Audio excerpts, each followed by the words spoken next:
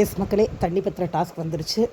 So தண்ணி வந்து 2 பக்கம் வருமா, 2 டேப் இருக்கான், எந்த டேப்பில் வேணாலும் வரும்.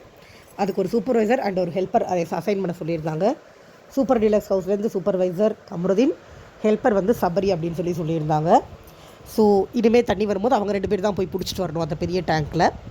இதில் என்னென்னா, நடுவில் வந்து சபரிக்கும் கெமிக்கும் ஒரு வாக்குவாதம் வந்தது. எனக்கு என்னவோ கெமி பர்பஸ்ஃபுல்லாக சண்டை ஸ்டார்ட் பண்ணுற மாதிரி தான் இப்போயும் தோணுது.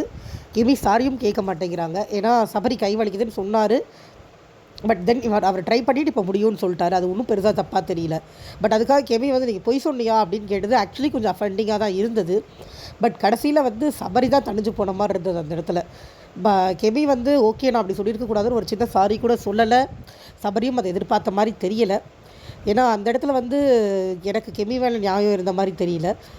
சபரி கை வலிக்குது வலிக்கலை ஹெல்ப்பராக இருக்கிறது அதெல்லாம் அவரோட பிரச்சனை.